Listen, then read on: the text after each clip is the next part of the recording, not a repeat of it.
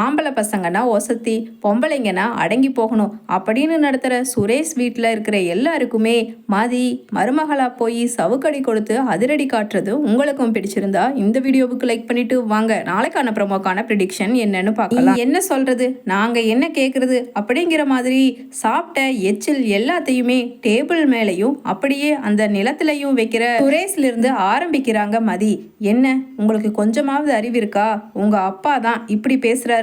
அந்த காலத்து மனுஷன் கொஞ்சம் கூட யோசிக்காம நீங்க படிச்சவர் தானே, படிச்சு நல்லா ஒரு வேலையில இருந்தவர் தானே, இப்படி முட்டையோட மஞ்ச கருவை நிலத்துல வச்சா அது ஸ்ப்ரெட் ஆகி அது என்னதான் கிளீன் பண்ணாலும் ஸ்மெல் வரும் அப்படின்னு சொல்லிட்டு சொல்றாங்க. உடனே அங்க டேபிள்ல உட்காந்து சாப்பிட்டுக்கிட்டு இருக்கிற ராகவன், என்னம்மா என்ன, நீ காலேஜில் இருக்கிற பசங்களுக்கு மட்டும் பாடம் எடுத்தேன்னா போதும், எங்கள் வீட்டு ஆளுங்களுக்கு எல்லாம் ஒன்றும் பாடம் எடுக்க வேண்டாம் அப்படின்னு சொல்கிறாரு. அதே சமயம் ராகவனோட மனைவி ராஜலட்சுமி, அதானே இவ என்ன விட்டா எல்லாத்துக்குமே பாடம் சொல்லி கொடுத்துட்ருக்கா அப்படின்னு சொல்ல, அதே சமயம் அங்கே எழுந்திரிச்சு போயிடுறாரு தங்கராஜ். உட்காந்துட்டு இருந்த சாப்பிட்டு இருந்தவர். அப்போ ராகவன் சொல்கிறாரு, மாப்பிள்ள என்ன மாப்பிள்ள நீங்கள் எழுந்திரிச்சு போய் கை கழுவுறீங்க, பாதி சாப்பாட்லேயே இப்படி கை கழுவுறீங்களே அப்படின்னு சொல்ல,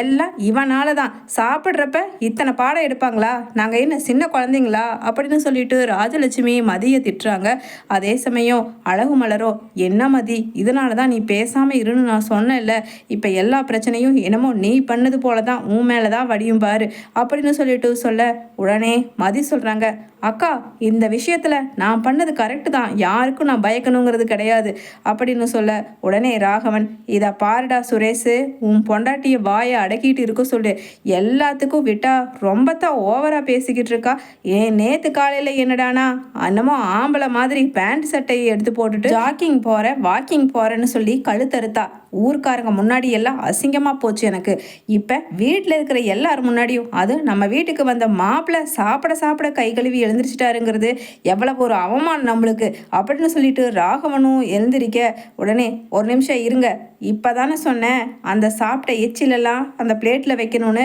வைக்கலைல்ல, அப்போ அதை எடுத்து நீங்கள் தான் க்ளீன் பண்ணணும் அப்படின்னு கை கட்டி நிற்கிறாங்க மதி. உடனே அங்கே ராகவனும், என்ன நான் சம்பாதிச்ச வீட்டில் நீ வந்து அதிகாரம் பண்ணிக்கிட்டு இருக்க அப்படின்னு கேட்க, உடனே ராஜலட்சுமியோ, இதை பாரு மலரே, இதுதான் சமயம்னு சொல்லிட்டு நீ நின்றுட்டு வேடிக்கை பார்க்கலான் இருக்கியா, இவ பேசுவாளா நீ நின்றுட்டு வேடிக்கை பார்ப்பியா, ஒழுங்கு மரியாதையா இதெல்லாம் எப்பவும் போல நீ தான் க்ளீன் பண்ணணும் பண்ணு அப்படின்னு சொல்ல, உடனே என்ன மாமா இப்படி அக்காவை அசிங்கமாக நடத்துகிறாங்க, இதை கூட நீங்கள் தட்டி கேட்க மாட்டீங்களா அப்படின்னு கேட்க, உடனே உட்காந்து சாப்பிட்டுக்கிட்டு இருந்த பாக்கியராஜோ, இல்லைம்மா மதி அது வந்து அப்படின்னு உடனே, என்ன பார்த்துக்கிட்டு இருக்கிற ரேவதி, போய் மாப்பிள்ளைக்கு துண்டை கொடு, கை கழுவிட்டு வர்றாருல்ல அப்படின்னு சொல்லிட்டு அங்கே ராகவன் சொல்கிறாரு தன்னோட மகள் ரேவதி கிட்ட. உடனே, அப்பா நீங்கள் இப்படியே பழக்கித்தான்ப்பா, ஆம்பளைங்கன்னா அவங்கவுங்க வேலையை அவங்கவுங்க செய்யாமல் பொம்பளைங்க கிட்டேயே வாங்கிக்கிட்டு இருக்காங்க, என்ன பண்ணுறது அப்படின்னு சொல்ல, உடனே இனிமேல் ரேவதி நீ இந்த வீட்டுக்கு வர்றது இதுதான் கடைசியாக இருக்குன்னு நினைக்கிறேன், ஏன்னா நீ கூட கெட்டு போயிட்ட, இப்போல்லாம் வாய் கொஞ்சம் அதிகமாகுது அப்படின்னு சொல்லிட்டு தங்கராஜ் அப்படியே அங்கே வச்சிருந்த டவலை வாங்கி கையை தொடச்சிட்டே பேச, உடனே அங்கே ராகவனும், மாப்பிள்ளை இதுக்கு தான் தகுதி தராதரம் தெரிஞ்சு நல்லா அடக்க ஒடுக்கமான பொண்ணை பார்த்து சுரேஷுக்கு கட்டி இருக்கணும்னு அப்படின்னு சொல்கிறாரு. உடனே தங்கராஜோ, மாமா கொஞ்சம் விட்டு பிடிப்போம், இப்போ தானே புதுசாக வந்திருக்கா, எல்லாம் உங்கள் மாப்பிள்ளை தங்கராஜுக்கு தெரியுமாமா அப்படின்னு சொல்லிட்டு காலரை தூக்கி விட, உடனே அங்கே ரேவதியும், ஆமாம் இவருக்கு இப்போ இங்கே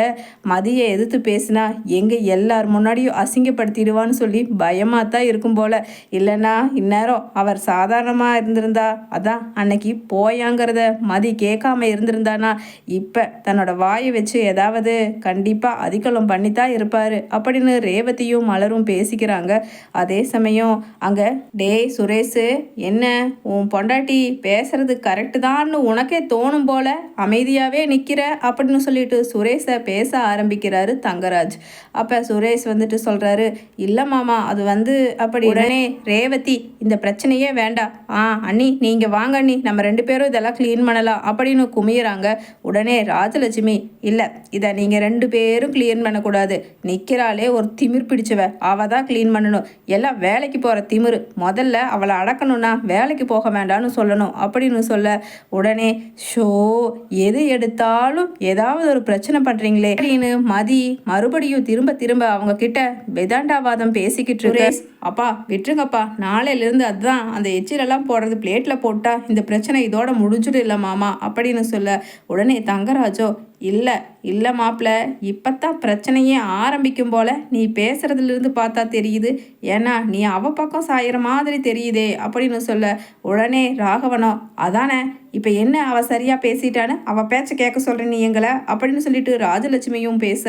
உடனே அம்மா இல்லைம்மா, எதுக்கு வீட்டில் பிரச்சனைன்னு தான் நான் சொல்கிறேன், மற்றபடி அவள் சொன்னது நான் கரெக்டு, நீங்கள் சொல்கிறது தப்புன்னு நான் சொல்லலை அப்படின்னு சுரேஷும் பேச உடனே சரி இப்போதைக்கு இதை முதல்ல க்ளீன் பண்ணிடலாம் அப்படின்னு சொல்லிட்டு அங்கே ரேவதியும் மலரும் எரிச்சல் எல்லாம் எடுக்கிறதுக்காக பிளேட் எடுத்துகிட்டு வர அக்கா ஒரு நிமிஷம் இருங்கக்கா, இங்கே சாப்பிட்ட எல்லாரும் தான் அவங்களோட எச்சிலை எடுத்து போடணும் அப்படின்னு சொல்ல அண்ணி நீங்கள் சொல்கிறது கரெக்டு தான் அண்ணி, நான் பண்ணிடுறேன் அப்படின்னு சித்து முதல்ல அந்த தான் சாப்பிட்ட அந்த போன்ஸை எல்லாத்தையுமே எடுத்து பிளேட்டில் வச்சிடுறாரு. அதே சமயம் பின்னாடியே ஸ்ருதியும் எடுத்து வச்சிடுறாங்க. அதே சமயம் அங்கே சுரேஷும் நானும் எடுத்து வச்சிட்றேன் அப்படின்னு அவங்களோட எச்சிலை வச்சிட உடனே ராகவன் ராஜலட்சுமி அங்கே உட்காந்துருக்காங்க. உடனே மதி சொல்கிறாங்க என்ன பார்த்துட்ருக்கீங்க, அதுதான் நீங்கள் தான் சொல்லுவீங்கள்ல இந்த வீட்டு லேடிஸ் தான் எல்லா வேலையும் செய்யணும்னு, மலரக்கா மட்டும்தானே செஞ்சுக்கிட்டு இருக்காங்க, நீங்களும் இந்த வீட்டில் லேடி தானே, அப்போ நீங்களும் இந்த வேலையை செய்யலாம்ல, அதனால் மற்றவங்க சாப்பிட்ட எச்சில எடுக்கக்கூடாதுன்னு சொல்லி நீங்கள் வியாக்கியானம் பேசுகிறீங்கல்ல, அப்போ நீங்கள் தான் க்ளீன் பண்ணணும், என்ன பார்த்துக்கிட்டு இருக்கீங்க, எழுந்துறீங்க அப்படின்னு சொல்லிட்டு ராஜலட்சுமியை பேச உடனே இது சரிப்பட்டு வராதுங்க, இது சரிப்பட்டு வராது, இவகிட்ட நம்ம இந்த வீட்டில் இருந்து பொழைக்கவே முடியாது போல, இப்போவே நான் பேக்கெல்லாம் எடுத்துகிட்டு வர பொட்டி படுக்கையெல்லாம் இந்த வீட்டை விட்டு போயிடலாம், மாப்பிள்ளை நீங்கள் இருக்கும்போதே பார்த்தீங்களா எத்தனை பேசுகிறான்னு, நீங்கள் இல்லைன்னா அவள் எங்களை என்ன பேசுவா எத்தனை கொடுமைப்படுத்துவா அப்படின்னு சொல்ல